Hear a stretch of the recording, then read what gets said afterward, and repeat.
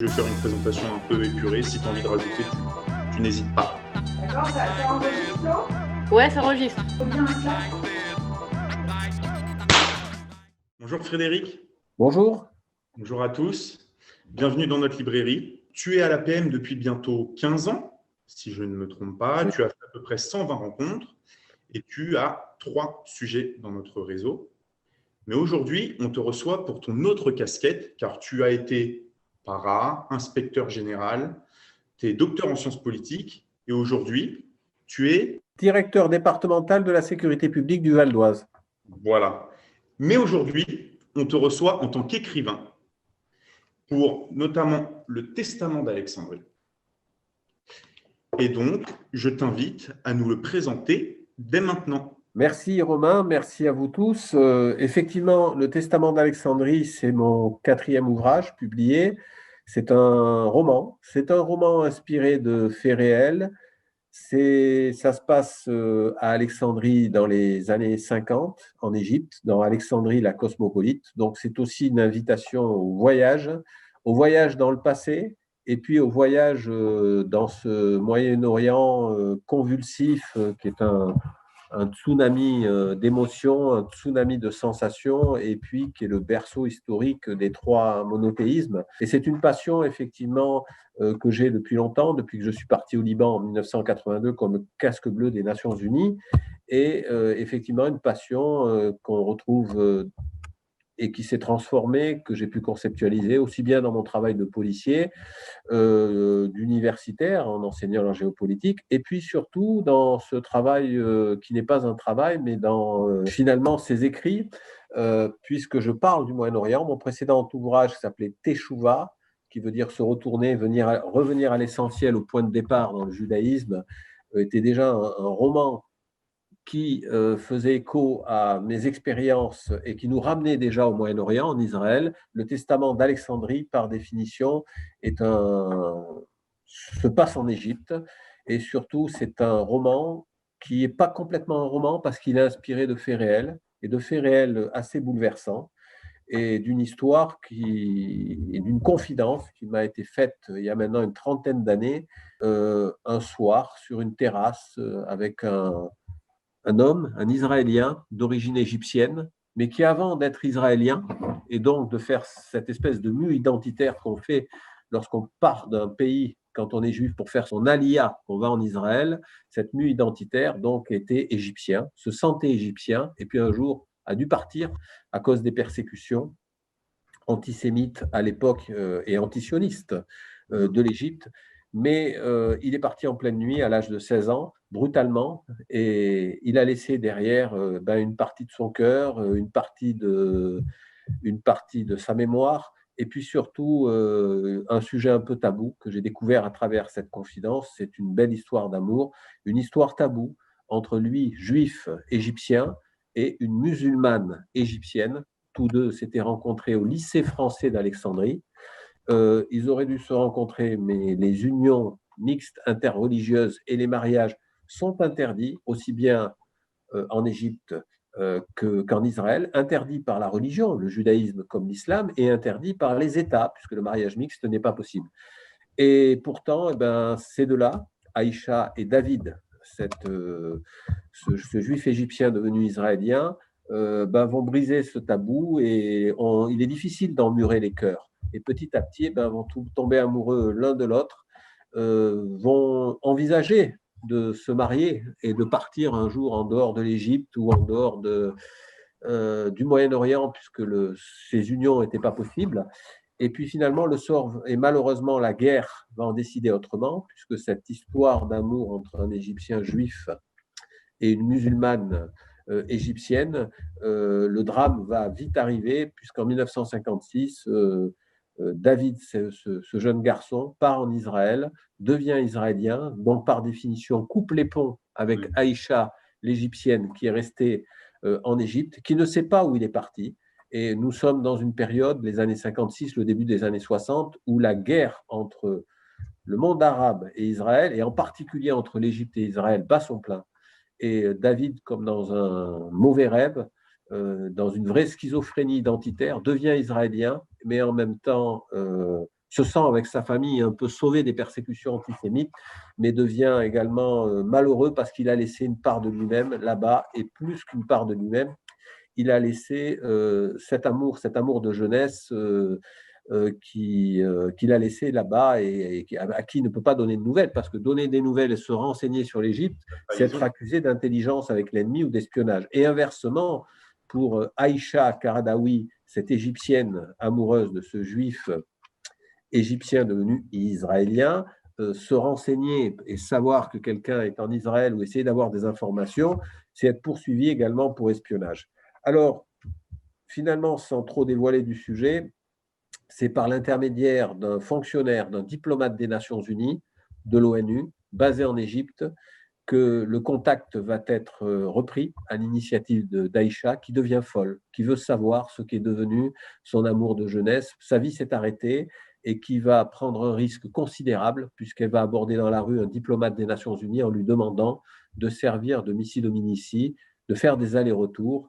Et ce diplomate qui se consacrait à la paix entre les États, si dans sa carrière il ne va pas réussir à amener la paix entre les États, par contre, il va avoir une mission en apparence beaucoup plus modeste, mais qui va consister à raccorder des cœurs désunis.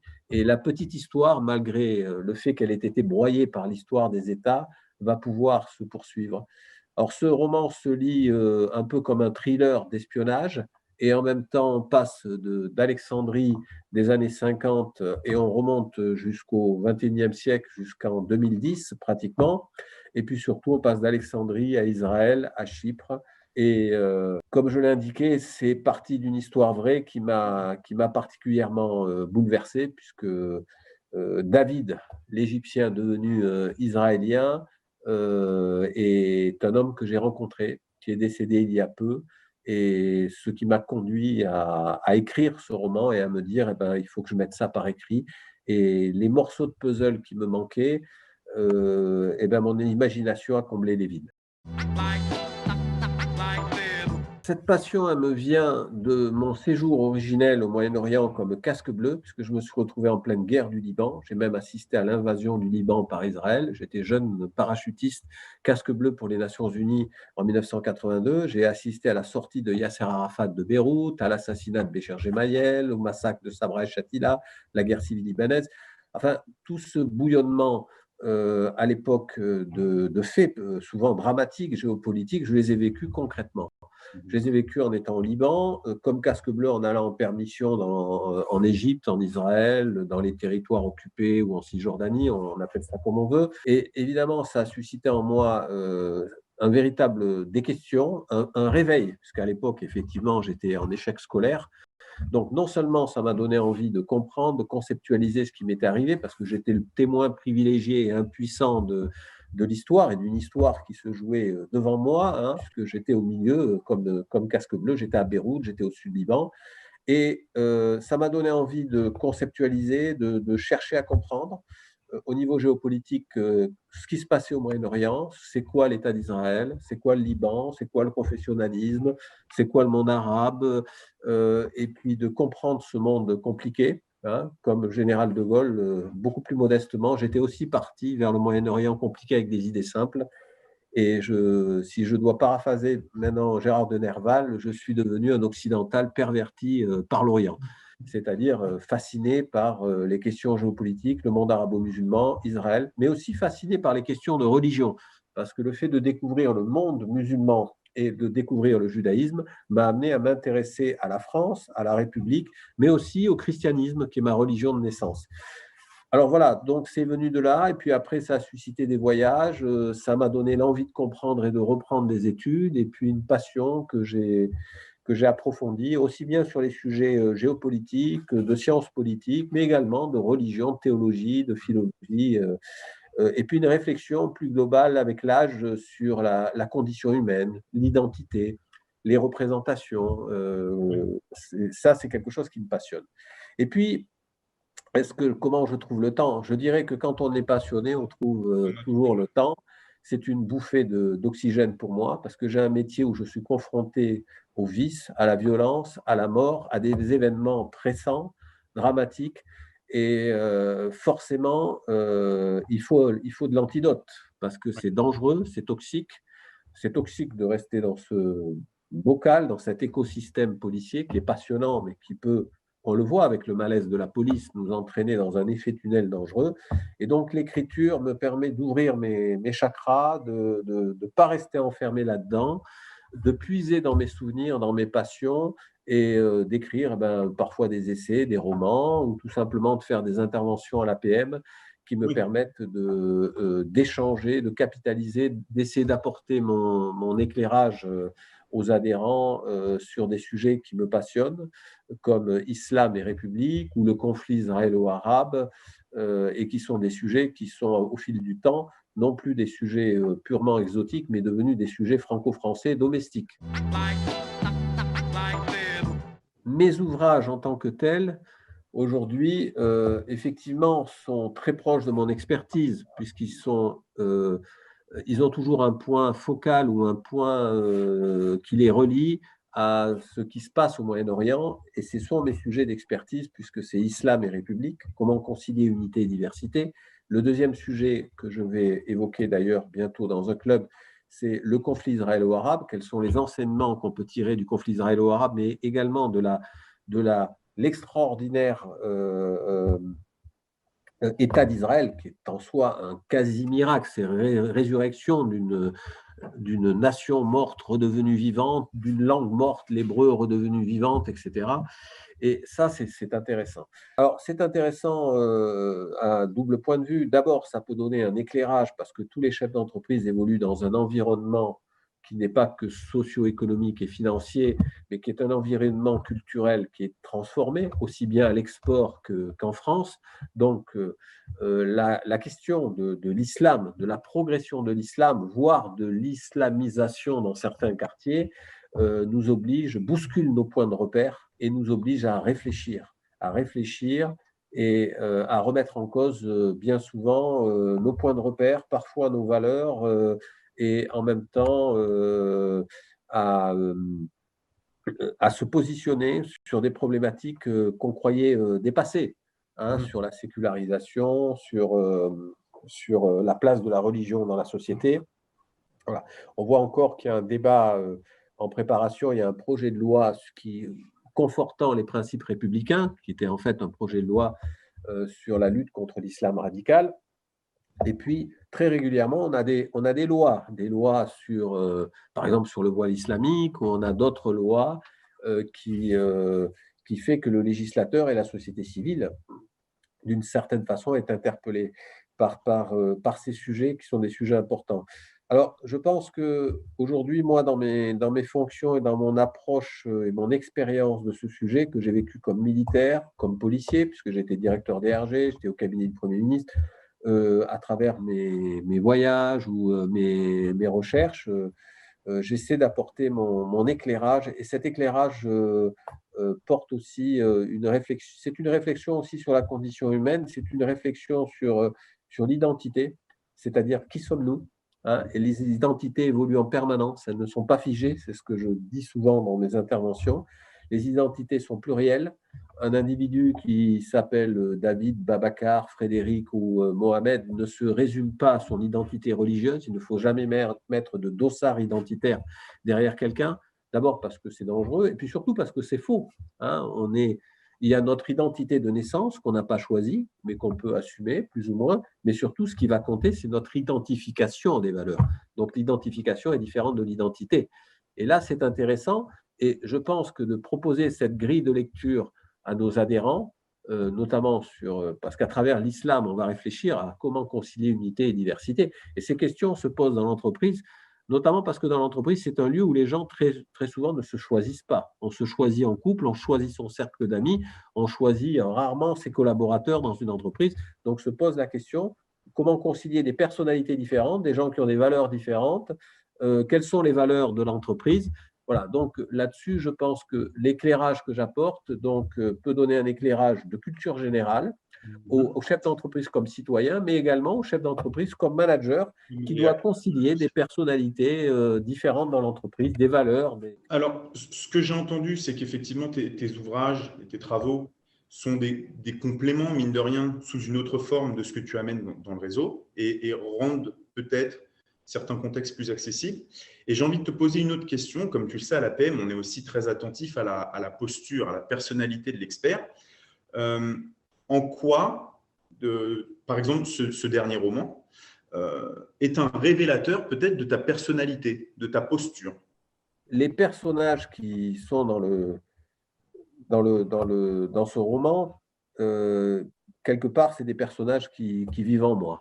Donc, il y a un peu cette ambiguïté. Le testament d'Alexandrie, c'est le testament des trois héros, entre guillemets, de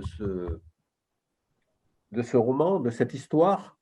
Et en même temps, c'est bien sûr un peu mon testament à moi. Alors, j'en suis pas là, je ne suis pas dans une séquence émotion, mais oui, on est de passage sur Terre. Les questions, pour moi, spirituelles, sont les questions les plus fondamentales. Et si je me suis parfois éloigné de la religion de mes parents, qui était le christianisme, sans adhérer à une autre religion, par contre, et si je m'étais amené même à déconstruire le monothéisme, par contre, j'ai jamais été athée et j'ai toujours été pas obsédé, c'est pas le mot, mais passionné, fasciné, préoccupé par la spiritualité. Voilà, par la spiritualité. C'est pour ça que je m'intéresse aussi à la physique quantique, c'est pour ça que je m'intéresse au bouddhisme, c'est pour ça que je m'intéresse à l'exploration spatiale, enfin, à plein de sujets qui sont des sujets, les sujets fondamentaux, des sujets métaphysiques fondamentaux. Alors effectivement, c'est révélateur. Je m'intéresse à la condition humaine, je m'intéresse au conditionnement aussi. C'est-à-dire, on est tous particulièrement conditionnés par notre culture, par notre religion, par notre environnement, par notre héritage. Combien de personnes ont une religion différente de celle de leurs parents ou des opinions politiques très différentes de celles de leurs parents? Tout simplement parce que on est le fruit d'un héritage. Et moi, cette idée de conditionnement, pour le meilleur ou pour le pire, m'intéresse. Et donc, ce que ça révèle en moi, c'est cette passion aussi pour les questions spirituelles. Parce que si la religion de mes parents, qui est le christianisme, qui est ma religion, je m'en suis éloigné, même si je reste très intéressé par la personne, par exemple, de Jésus, par son enseignement. Par contre, je ne me suis pas éloigné de cette quête spirituelle. Et cette quête spirituelle, elle est absolument fondamentale. Et moi, elle m'habite en permanence. Elle ne me stresse pas, elle ne m'angoisse pas, parce qu'on pourrait penser que c'est le cas, même si on se pose tous les mêmes questions fondamentales où on fait semblant de ne pas se les poser. Alors à ce moment-là, on devient beaucoup plus névrosé que la moyenne. Mais pour moi, c'est quelque chose qui me passionne et qui me préoccupe, mais dans le bon sens du terme, qui me stimule. Avant de terminer cette librairie, j'ai une dernière question. C'est difficile parce que mon expertise, elle est pluridisciplinaire et c'est difficile de limiter ça à quelques ouvrages, par exemple sur l'islam ou des ouvrages de sociologie politique ou de réflexion sociétale. Ça serait difficile de les limiter à ça. Bien sûr, les livres de Gilles Kepel ou dernièrement de Bernard Rougier, qui est un islamologue, sont des ouvrages, ou de Dominique Schnapper, qui a écrit La communauté des citoyens, fille de Raymond Aron d'ailleurs, sont des ouvrages qui m'ont marqué, mais c'est difficile de limiter mon expertise à quelques ouvrages, puisque par définition, elle se veut pluridisciplinaire, parce qu'on prend des marqueurs très différents, et j'utilise dans mon expertise aussi bien des notions de géopolitique, de théologie, de sciences politiques, d'histoire, etc. Après, à titre personnel, dans ma bibliothèque idéale, je suis très éclectique dans mes lectures, mais c'est rare que je relise plusieurs livres. Mais par exemple, Les nourritures terrestres d'André Gide, qu'on ne présente plus, qui est un livre inspirant, passionnant, touchant, poétique, et en même temps un livre aussi sur la condition humaine. C'est un livre que j'ai plaisir à relire et qui me marque profondément, qui m'émeut.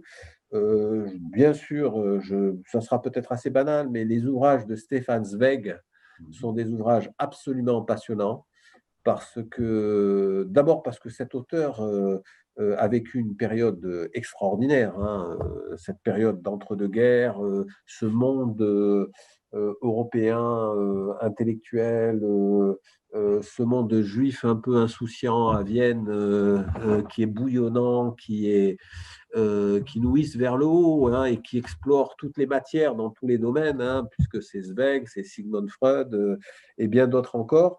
Et puis petit à petit, tout s'écroule avec l'arrivée du nazisme et Stefan Zweig va partir au Brésil et il va partir en exil au Brésil et puis il va se suicider. Alors les ouvrages de Stefan Zweig qui sont absolument passionnants. Je pense que là, beaucoup les connaissent, mais classiquement, relire les 24 heures de la vie d'une femme sur le thème de la passion, c'est un ouvrage, en plus c'est un petit ouvrage qui est court, qui est intense. C'est un ouvrage qui fait partie de ma bibliothèque idéale, autant que les nourritures terrestres d'André Gide.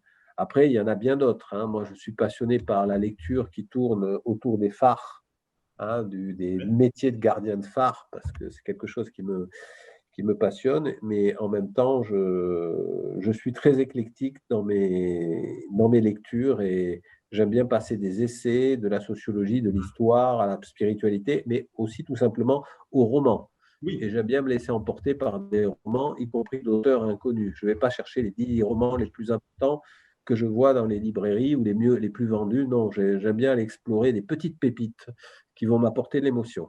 Merci pour ta participation. Merci également à l'APM de me donner l'occasion justement de pouvoir m'oxygéner, m'aérer dans mon métier et de rencontrer le monde de l'entreprise, parce que quand on est fonctionnaire de police, on est quand même dans une administration et on ne connaît pas jamais assez le monde de l'entreprise et puis ses contraintes, ses défis, ses valeurs, ses enjeux. Donc pour moi, c'est un enrichissement réciproque, j'apprends beaucoup. J'aime bien aussi aller me perdre dans les différents territoires et partir. C'est une vraie bouffée d'oxygène. Merci de m'avoir donné l'occasion de présenter ce testament d'Alexandrie qui a été écrit, c'est mon 4e ouvrage, mais sincèrement, vraiment avec le cœur et avec les tripes. Eh ben, c'est exactement ce qu'on veut mettre en avant, hein. C'est vos démarches à côté et montrer que vous n'êtes pas que des experts APM. Et si on peut vous découvrir à travers vos travaux annexes, c'est encore mieux et ça montre la richesse du réseau. Donc, merci beaucoup pour ce temps. Merci à vous. Merci à vous. Merci à toi, Romain. À bientôt. À bientôt. À bientôt.